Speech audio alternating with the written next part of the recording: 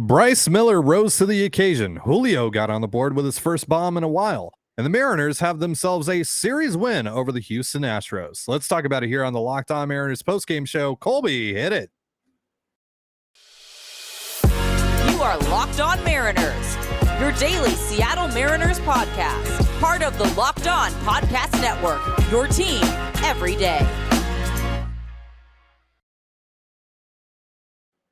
Ahoy, sailors. It is Sunday, May 7th, 2023. This is Trident Gonzalez and Colby Patnode for the Locked On Mariners postgame show. Thank you so much for making us your first listen after the game. Subscribe, like, and turn on alerts if you're watching on YouTube, or subscribe and leave a 5-star review on your preferred podcast platform if you like what you hear. And if you're part of the crew and rock with us every single day, let us know in the comments below.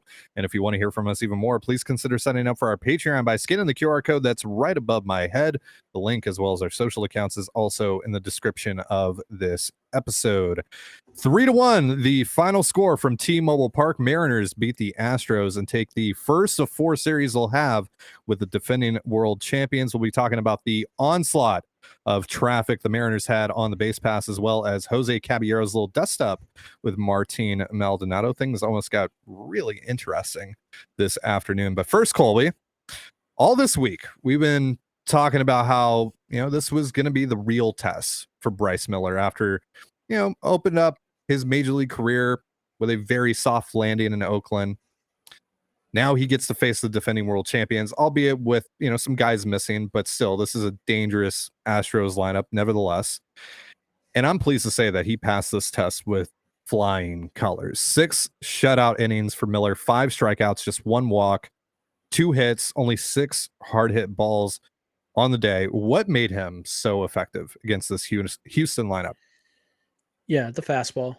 As we would have guessed, we talked about this after his last outing.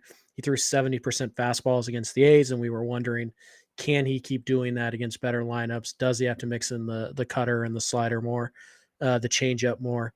And the answer today was no, because he was at 71% fastball usage on the day. But I think what's interesting or kind of a forgotten aspect of Bryce Miller's fastballs, it's not only a good swing and miss pitch.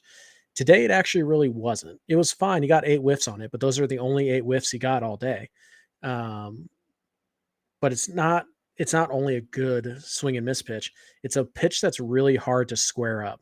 And it's a pitch that's really hard to get the right launch angle on.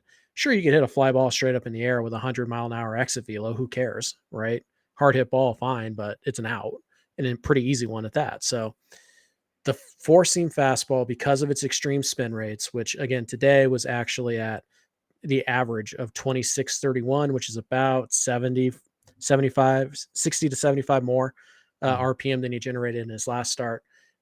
Because of that, and because of how he can locate it at the top of the zone or just above the zone, he's going to get a lot of fly balls. He's going to get a lot of balls that go straight up in the air. And again, it doesn't matter if you hit a ball 113 miles an hour if the launch angle is 42 degrees, and that's because guys are going to get under that pitch because it does not drop at the same rate as most fastballs. It stays up in the zone longer. It doesn't have as big of a drop. Gravity doesn't have as much control over it.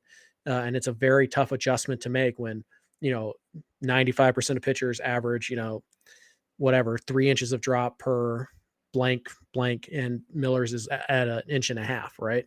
That's just really hard to change your entire approach, and something that's worked all season for you for this one guy. It's a hard pitch to square up, and it's a hard pitch to get the launch angle right on. So just because he's not getting big swings and misses with it doesn't mean that it's not an effective pitch or that the Astros had a really good attack plan against the fastball. The only thing the Astros really did well against his fastball today is they were able to foul it off. They were just able to get a piece of it and knock it down the line and find a way to put the ball in play later in the at-bat. 18 foul balls on the fastball, 29 overall. It's pretty much the only thing that he did right, or pretty much the only thing that they did right. They didn't strike out a lot today, and that's because they're a good offense, unlike Oakland. So even with the fastball not being the big, swing and miss pitch like it usually is today, we saw a ton of infield fly balls. I think we saw 3 infield pop-ups, 3 or 4, and then we saw a couple of really lazy fly balls that barely make it to the outfield, where the outfielders actually have to come in and make really good plays, like the Jared Kelenic one and the one that Julio had later.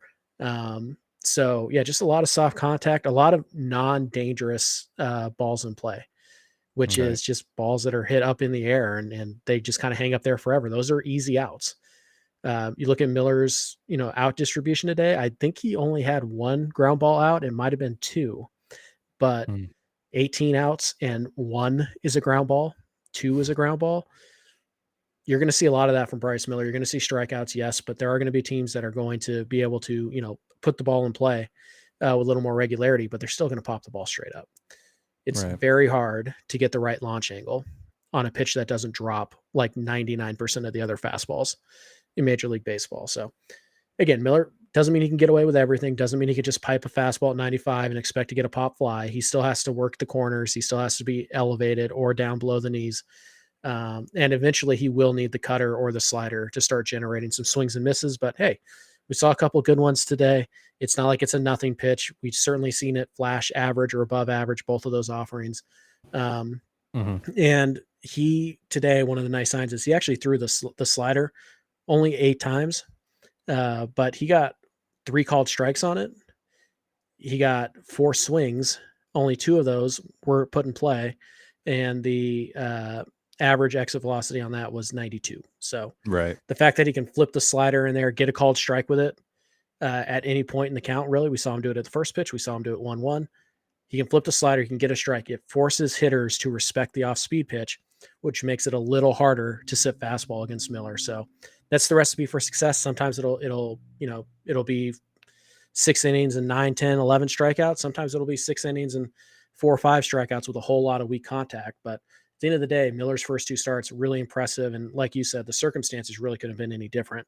40,000 more people at T-Mobile Park for this start than Yeah. there was in Oakland for his first start against a much better team, against the defending World Series champs. And he looked like he was up for the task. Hardly broke a sweat. There really weren't even any, were there even any moments where you're like, oh, he might give up a run here? No, Not it really. never really came Not up. really. He just kind of cruised. Yeah, great T-Mobile Park debut for Bryce Miller this afternoon.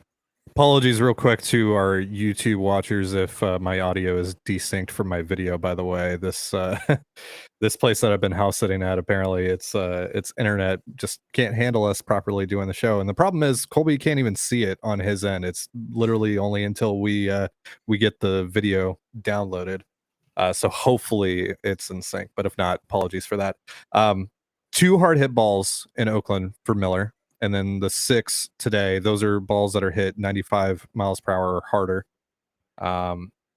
That's amazing, really. When because again, when we talk about guys that throw as hard as Miller does, you're naturally going to have a lot of hard hit balls off of you, and Miller's going to get got at some point. That's just going to happen. That's the way things go. But the fact that he is showing against good hitters, especially today, that he can generate consistent weak contact and get that fastball in on the hands like he did to Jose Abreu, or he can get it off the end of the bat, that's going to be huge for him while he still tries to kind of figure out how he wants to approach things with his off-speed stuff, because he's still kind of filling that out right now. We saw more cutters, more sliders.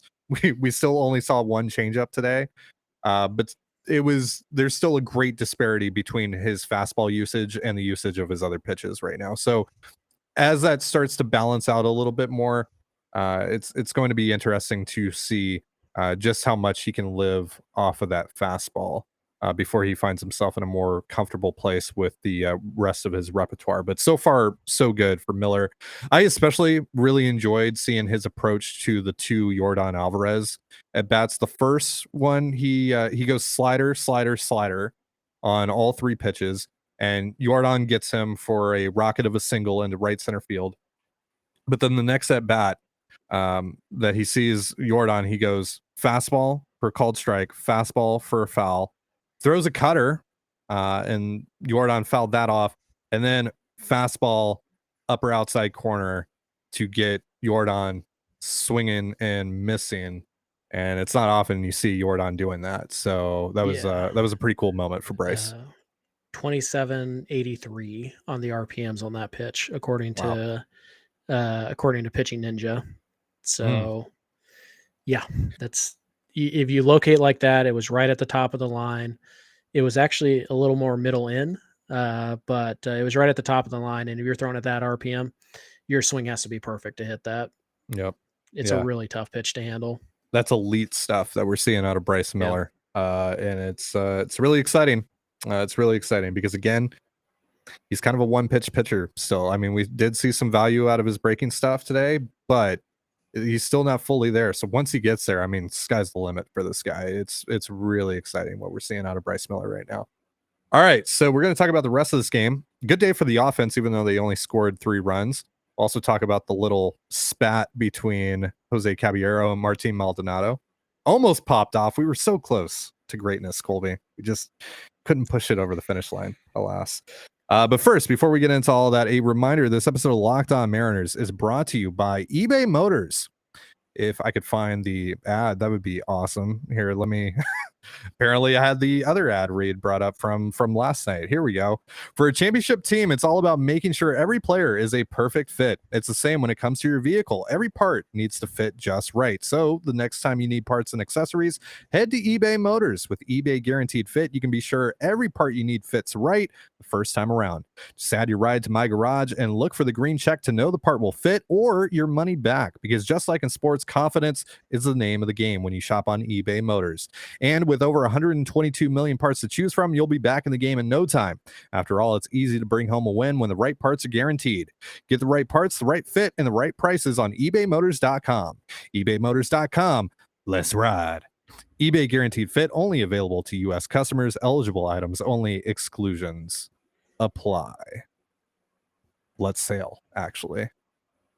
This is the Locked On Mariners postgame show. Thank you again for joining us here after the Mariners 3-1 win over the Houston Astros. And would you look at that, folks? The Mariners have the season series lead over the Astros for the first time in what feels like, I honestly can't remember the last time the Mariners led the season series over the Astros. It has to be like the Bo Porter era. I can't imagine it's been any of the last like 5 to 7 years. Oh, really? Oh, they were 10-9. We do have numbers on that. Oh, yeah. You're right. Yep. You're right. They did win the season series that year. I totally forgot about that. Shame on me. All right. So, like I mentioned, good day for the offense overall. Well, in terms of getting traffic on the base pass, they had a lot of hits. They jumped all over Brandon Bielak in the first inning. Julio with a walk, and then Ty France doubled to make it second and third, none out. But of course, this team's on base awareness is terrible. It's 20 grade. It honestly breaks the scale. It's 0 grade. It's negative 20 grade. It's awful. Ty France just went full send on that little bloop shot from Jared Kelenic. Yeah, he didn't even look at it. He didn't even look at it. He was just like, no, I'm going to third base. And so that ended that threat, of course, because when you have second and third, no one out, you know what the Mariners are going to do. Like I said last night, if you have been watching this team for the last 5 to 6 weeks, you can fill in the blanks there on that front. Nevertheless, they got 10 hits off of Bielak today, and like I mentioned, a lot of traffic. They just weren't really able to convert. I don't have the final numbers here in front of me, but the last time I had checked, they were like 2 for 14 with runners in scoring position. They had like 10 guys left on base. I'm sure those numbers got gradually worse since I read that stat. Again, apologies, don't have that right in front of me at the moment, but yeah, that part was rough. Decent day for Julio. Last couple of bats for Julio, though, with runners in scoring position, not good. He grounded into a double play, inning ender with runners on the corners, and then he struck out with first and second, no one out. Yep, not great, but he did have the big home run, which kind of set the tone in this game. So overall, decent day for Julio, and relative to what our standards for Julio are. And Ty France seems to be back. Maybe he had a really good series at the plate. Moronic base running aside, yes. Ty yeah, France, yeah. Aside from that, multiple hits in all 3 games. had another double today. That was a scorcher right off the wall, so that's good to see. Also, of course, hit by pitch because why not? So yeah, And it Ty. barely grazed his elbow guard too. Yeah, I mean, The if you're gonna get cheapest hit, hit by that's the way. pitch. Yeah, Yeah. you take it. You take it. But Yeah. We take those, absolutely. yeah, 11 hits. Everybody in the lineup had a hard hit ball today. Everybody but Raleigh had a base hit today. Raleigh, of course, stung the 103-mile-an-hour grounder that Jose Abreu couldn't handle. I'm sure that contract's going swimmingly well, by the way. So yeah, everybody kind of contributed. Everybody kind of hit the ball hard. They just could not get that big hit, that the dam breaker. They just couldn't get that one double in the gap like they got the last few nights. They couldn't get that, you know. And look, that's frustrating, but what's probably more frustrating is guys on second and third, bases loaded, less than 2 outs. Somebody hit a fly ball. For the love of God, you need runs in the worst possible way right now. Can somebody just hit a routine fly ball to anywhere in the outfield and you're going to score a run? Like, good Lord, if you're not going to park a double in the gap, at least do that. At least find a way to get one run in those situations. And we've seen it, and it's continued to kind of remain true for the Mariners, even as their offense has started to pick up a little bit. They're going to get opportunities. They're going to draw walks. They're going to get guys on base. They need somebody to come up and get the big hit because it seems like they're never going to get one. They're either going to get 3 or they're going to get none. And that's just kind of where they're at right now. And you have to be able to manufacture a run as a worst case scenario. And Julio's going up there swinging out of his shoes still with runners on base. He's chasing bad pitches. He's not being patient. There's just a lot of selfish at-bats coming from Julio right now. Now, again, it does look like he's starting to turn a corner. It seems like it because every game he'll have a hard hit ball or, he'll hit a home run like he did today. And you're like, okay, this is kind of starting. We're turning here. Had a good at bat in the first where he took the walk. And as they kept on trying to get him to chase that slider off the plate and he just refused to do it. And you're like, okay, he's starting to get it. He's starting to make the adjustment. And then it's like 2 steps forward, 1 step back. And you're just kind of still in this constant mode where you're like, has he broken out yet? I don't know. But yes, it is good to see Ty France go out there, do his thing. Again, Kelnick, his numbers are really starting to slide, as we all knew they would, regressing to the mean a little bit here. But he continues to find a way to help his team each and every day. Scored a run today. Another tasteful outing. Another tasteful outing from Derek Kelnick. Yeah, just a little sprinkle and a little help here. Nice diving catch in the outfield. Double, scored a run. Eugenio Suarez, couple knocks today. That's good to see. 3 hard hit balls for him. Yeah. Teoscar didn't strike out today. Progress. Hey, look here, folks. Don't look now, but Teoscar Hernandez's walk rate is up to 2.8%. Oh my Lord. You imagine if that breaks 3? Offense will be unstoppable. Stonks, baby. Stonks. Yeah. And then, of course, Jose Caballero finds a way to contribute like he always does. Yep. Hopefully JP Crawford is okay. Took a wicked foul ball off of his knee. Ouch. Stayed in the game, finished the game, which is good, but obviously there's a lot of adrenaline going there. So we'll see if he's in the lineup tomorrow. I imagine that's going to swell up pretty good on him. So, but yeah, like you said, it's a pretty good day. You just, man, if you get that one hit, right, and think of all the times they had runners in scoring position, nobody out, a runner on. If you get that one hit, it's a blowout again.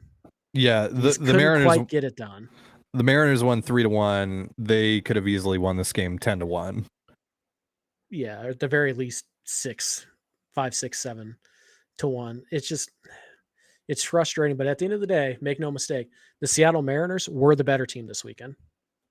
Undisputed. That's not really debatable. They were the better team from start to finish. They win 2 out of 3, and the offense was plenty good enough in this weekend series to get that done. So yeah, take the good with the bad. All of their hits except for one was against Belak. They only got one hit off of the Astros bullpen. That was against Phil Maton in the 7th. No hard hit balls. No hard hit balls. Yeah. So right. Yeah. How big is that balk in the in the 7th? Yeah. I mean, they were terrified of elite bases loaded hitter JP Crawford. Sure, we might as well give up 1 instead of 3. Who is technically still perfect at the plate with bases loaded because of the balk. even though that Sure. he what did he strike out? Struck out. Yeah, he struck Sure. out. But the bases were unloaded by the end of that at bat, so it does not count against his 4-for-4 with 10 Sure. RBI with bases Hey, loaded so far. JP Crawford comes to the plate with the bases loaded. They'll be unloaded by the Yeah, time his at bat is over. That's all I'm that's going to say. that's right. That's right. So the Mariners and the Astros almost had a little moment. Bases clear, or benches cleared rather, and bullpens cleared out, kind of. Kind of.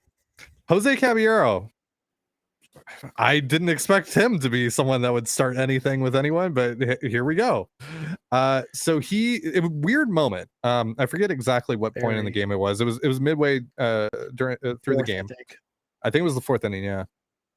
And he calls time kind of late with Belak about to throw. Belak ends up throwing the pitch a little hard. Seemed like he was frustrated. And then there was some confusion as if the timeout actually like counted I don't know what was going on there. Basically, Scott Service came out and was arguing with Phil Cuzzy about right. something. My understanding, and based off of the replay and what other people were saying, is that essentially Caballero didn't feel like he should have had to use his timeout because he hadn't set in the batter's box by the time Blylack started his Yeah. motion. And so Service went out there to say, hey, he's got to look at him, right? He's got to look at him in a ready hitting stance before he can deliver the pitch. And Cuzzy apparently agreed. So he did not charge Right. Caballero with a timeout, with his one timeout in that at bat. And that's kind of when tensions started to boil over in a really bizarre way. Like, well, yeah, it is really bizarre because all right, so after things get settled, Maldonado starts talking to Caballero. Caballero's talking back, and he's talking it's a back, conversation. and then he gets set, he swings at the next pitch or whatever. We get the next pitch, and all of a sudden those two come together. Now, whoever had the beef first, and it kind of seemed like Maldonado had the beef first, but I'm not too sure. But if that is the case, why? Because your beef should be with Phil Cuzzy on that front, right? Like that I don't think that was really Caballero's fault in that moment. Right. And we don't know what either guy said. So it's always possible, it doesn't take much. You're playing your division rival. You're coming off of, in Maldonado's case, a really rough game last night for your team. And Caballero was kind of the hero of last night's game. So he's feeling good about himself. And, so you never know what got said in between, but it was just weird to me because I watched that, and me, Ty, I'm definitely team brawl, team confrontation. Oh, it's good. Yeah. We're all about that. It's good for the game. I didn't understand it. I was like, this doesn't seem like it rises to the level of like benches clear and the bullpens come in. It's like, no, this feels more like it's going to happen at some point, by the way. Oh, like this has been boiling over remember last year? This has been boiling over for 2 years now. Remember when they threw at Gino last year? They threw Hector Neris threw at Gino after the home run from Julio. Right. Somehow late in Scott the game. Service's fault, by the way. Yeah, of course, yeah. It's never and then obviously the Dylan Moore game. The Dylan Moore game, Brooks Raley. They hit JP.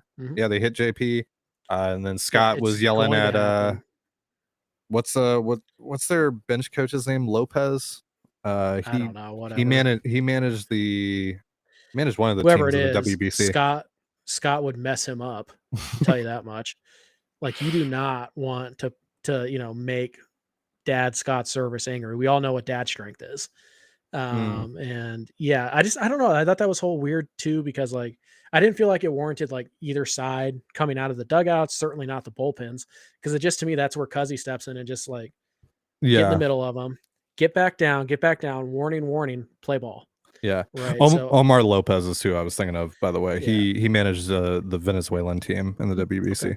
Yeah. They did very well. Good for them. He and Scott have some beef with one another. So I feel like this is going to get resolved at some point. This is something that we need to keep an eye on, because it feels like these teams really want to fight one another, or at least Houston really wants to fight the Mariners. But it kind of feels like Scott Service wants to fight the Astros a little bit. I would put it this way, right? The Astros are trying to pick a fight.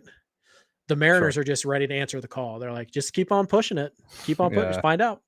Mess around, find out. Yeah. I hope you got a guy with a cast on in your front row because that's your only shot to win Yeah. this fight. Jesse Winker or not. Remember, JP was the one throwing the blows. And I don't know if you saw Tom Murphy at the end of that. He was coming right up to Jordan. And he's like, I'm here if you want to start something, big guy. Julio wanted the smoke too. I don't know if you saw Julio, but they had to kind of hold Julio back a little bit. Like Julio was. It was just weird though, right? Like that should not warrant like any kind of like. I kind of wonder if something else happened over the course of the series that maybe like they were just waiting for a moment or something. I don't know. It was just weird because like it's really weird. Yeah. To me, that was not worth being heated over. Like. Yeah, again, the issue to me, like if Maldonado is the one that started it, now it's possible that Jose like said something to him or whatever. Yeah, we don't know. And but if Maldonado was just irritated by, like, if he was taking exception to Caballero calling time late, which some guys do, whatever, and he did call time late. Like, all right, fine, I get that. But again, like I feel like his issue should have been with Phil Cuzzy solely in that situation. But yeah, we'll never know what the full story is. But what I do know is that these two teams, it's not over. It's not over, because this is going to be something that finally comes to a head at some point. It has to because you have too much history now over the last couple of years. The yelling back and forth from the dugouts. This is the second time the benches have cleared between these two teams. And then obviously you have the ALDS. Yeah, that's the big. Yeah, it's the ultimate trump card that Houston has over you right now. So yeah, it's just kind of interesting. I don't understand why Houston fans would try to downplay the rivalry. Rivalries are great. Why wouldn't you want to rival? Awesome. Yeah, they're amazing. So I don't know. They'll try to downplay it. They'll say Caballero started. Actually, they'll say Scott Service started it because apparently they already have. They already have. Because they're idiots. But yeah. We'll see what happens there. They don't play each other again until July. It's a really dumb schedule. Where, by the way, Colby, very interesting that no Astros fans were present by my count in the comments of yesterday's episode. Because off licking their wounds. I mean, but every time we posted an episode after the Mariners lost to the Astros, they came in droves. It's really interesting that none of them showed up after a loss. Interesting. Curious. It's almost like they're front runners. Nah, that can't be it. That can't be it. They're classy winners. Yeah, they are. I'll tell you what they are. They are as tough as their Major League Baseball team is in a fight. Fictional. It's fake. It doesn't exist. By the way, that offense without Altuve, it's not doing so hot right now. It is pretty much, I tweeted this earlier, it's pretty much Jordan and Tucker, and then pray that you get something out of the other seven guys. From somebody. Yeah, Bregman's kind of scuffling right now. Pena didn't have a great series. Nope. Scuffling a little bit. So Matt Brash made him look like a fool today. By the way, goateed Matt Brash. What do we think on that front? Yeah, it's not. No. I'll say this: it's better than whatever is growing out of Jose Abreu's face. That's gross. Bill Buckner moment, by the way, for Jose Abreu. You mentioned that earlier. Contract, man, my lord. I almost feel bad for the guy because, thank God it's a 1 year. It's a 1 year deal, right?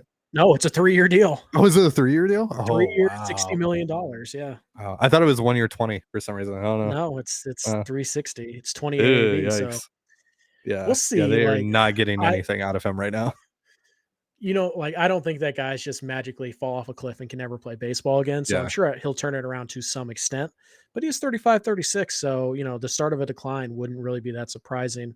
But yeah, obviously, when they get Altuve back, and they get apparently tomorrow they're getting McCormick and Brantley back. Their lineup will be longer and better, assuming they stay healthy. The next Drew time Gilbert play them. Drew Gilbert's having a good time down in the minors right now, and they seem pretty excited about what he could potentially really not do. that worried about Drew Gilbert, to be perfectly honest with you. Not a huge fan. I think he's a good prospect, but I'm not afraid. Yeah, but he's an Astros prospect, man. He's gonna come up. He's gonna hit 320. He's gonna play great. So is Jeremy Pena, and I don't care about him at all either. So, I don't think about Hugh at all. That is a series win. Yeah. Boom. Hugh love to see it. Yeah. interesting. There weren't any snippy little comments from the Twitter page of the Houston Astros today. They just posted the score. Yeah. What do you think about the Mariners social media taking the high road, not giving it back a little bit? Yeah, I'm fine with that. Yeah. I think they should wait until potentially the Mariners are able to beat them in the postseason. Yeah, you either have to beat them in the postseason or you have to like win the division ahead of them to like really to even come close to making up for the sweep in the playoffs. So yeah, just take the high road. We will continue to take the low road. That I have no issue doing for you guys. But eventually I would like some recognition for that at Seattle Mariners, at Kevin Martinez. Just saying, I'm taking the low road for you guys, so you don't have to. By the way, Colby, I haven't told you this, but I'm going to make this announcement here on the show. Oh, no. Kevin Martinez is going to be joining us here on the Locked On Mariners podcast in nice. About a week or two during the road trip at some point. Ask him why he's doing a Funko Pop giveaway on a Tuesday. Does he hate people who don't live in Seattle? I'll be sure to ask. Yeah. And hey, maybe I'll get you the Funko Pop. Work my way in. Least you could do. Hey man, go look at that unboxing video we did on our personal YouTube channel. I got like 100 views. Like right. That was good stuff. So Kevin, if you're listening, it's a great thumbnail on that video, by the way. It was not. I'm pretty sure that's why nobody watched it. Peak art, in my opinion. Yeah, send us some swag, Kevin. Like, what's up? Yeah. We are the #1 daily Mariners podcast in the world. That's right. We are the best damn Mariners podcast you can find on the interwebs. Yeah. 5 times a week. Respect. And I mean, in this particular instance, 7 times this week. Look at us. You're welcome. Every single day this week. Yeah. Yeah. Look at us go. Look at us doing stuff. All right. For the love of the game too. That's right. Totally not financially motivated. Totally. For you guys. Because we love you guys. Sure. All right. Any closing thoughts before we get out of here? Go Mariners. Keep the good vibes alive. You won 6 of 7. Let's go find a way to take a series from Texas, who is swinging the bat really, really well right now. All right. Forks down, up. Go M's. That's going to do it for our show. Thank you so much for joining us here on the Locked On Mariners podcast. For Colby Patnode, I'm Trident Gonzalez. Be sure to give us a follow on Twitter at LO_Mariners. You can follow me at Dane Gonzalez, that's DaneGNZLZ, and Colby at CPAT11, that's CPAT11. Follow us on Instagram and TikTok as well over at Locked On Mariners. That's one word, Locked On Mariners. You can also find all that stuff in the description of this episode. And thank you again for making us your first listen after the Mariners 3-1 win over the Houston Astros. Have yourself a beautiful baseball evening, and we'll see you next time. Peace.